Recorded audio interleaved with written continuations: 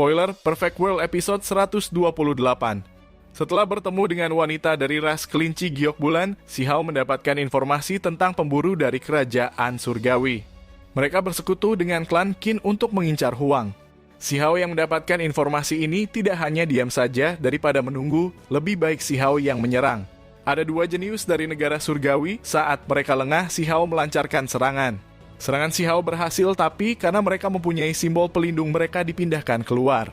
Si Hao sudah mengantisipasi kejadian ini, maka dari itu Si Hao berteleportasi ke depan gerbang alam rahasia Yuantian dan melanjutkan serangannya. Benar-benar diincar Si Hao sampai mati. Kejadian ini membuat gempar seluruh alam. Pertama kalinya ada orang yang berani membunuh di depan gerbang. Hal ini membuat Si Hao menerima amarah dari banyak sekte dan menjadikan Si Hao borunan. Si Hao sudah kembali ke alam rahasia Yuantian, bergerak bersama kakeknya. Saat berjalan, Si Hao kembali bertemu dengan si gendut Cao Yuseng. Namun keadaannya sedang tidak baik karena ia telah dipukuli oleh kelinci Tai Yin Yutu. Adapun penyebabnya adalah mereka saling berebut bahan obat setelah mencurinya dari naga giok. Kejar-kejaran pun terjadi, tapi itu terhenti ketika berita tentang terbukanya kolam abadi. Kolam abadi memiliki efek yang sangat luar biasa. Banyak jenius yang berkumpul setelah mengetahuinya, dan kebanyakan dari mereka adalah musuh Si Hao. Cao Yuseng kebetulan berada di dekat Si Hao, dan Si Hao memanggilnya sebagai saudara. Hal ini membuat orang lain salah paham dan mengira Cao Yuseng bekerja sama dengan Si Hao. Cao Yuseng menjadi incaran. Mulai disinilah kekuatan asli Cao Yuseng terlihat menghadapi banyak orang sekaligus. Cao Yuseng tidak menunjukkan kekalahan sedikit pun. Cao Yuseng melawan balik dan menggunakan formasi pembunuhan ketiga untuk mengancam. Cao Yuseng mengancam akan menghancurkan kolam abadi, dengan begitu tidak ada siapapun yang mendapatkannya.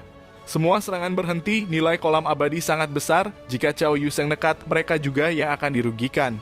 Perhatian kembali ke Si Hao lagi, dan Cilingkong memprovokasi Si Hao. Si Hao tidak menahan diri, langsung melemparkan air sungai abadi ke arah Cilingkong. Kekuatan kutukan membuat Cilingkong takut dan mundur. Orang-orang dari klan Qin akhirnya muncul, dan Qin Hao ada di kelompok ini. Qin Hao menantang Si Hao bertarung, tapi Si Hao mencoba mengalihkan perhatian. Namun, Qin Hao keras kepala, ia menyerang Si Hao terlebih dahulu. Bentrokan antara kakak dan adik pun terjadi, mereka bertukar pukulan dengan kekuatan fisik. Lagi-lagi Si Hao mendapatkan kekaguman orang-orang. Qin Hao menggunakan pakaian perang yang tidak dapat ditembus, tapi Si Hao hanya dengan tubuhnya saja. Merasa tidak dapat mengalahkan Si Hao dalam kekuatan fisik, Qin Hao menggunakan teknik reinkarnasi. Teknik reinkarnasi adalah kemampuan surgawi yang dimiliki Si Hao dulu. Kali ini Qin Hao menggunakannya untuk melawan Si Hao. Teknik reinkarnasi sudah tertanam di kepala Si Hao. Ia mengetahui kelemahannya dan menyerang balas Qin Hao. Qin Hao gagal dan dua orang dari klan Qin mengambil tindakan. Kedua orang ini telah menyalakan api surgawi mereka, tapi saat menyergap Si Hao merekalah yang dirugikan.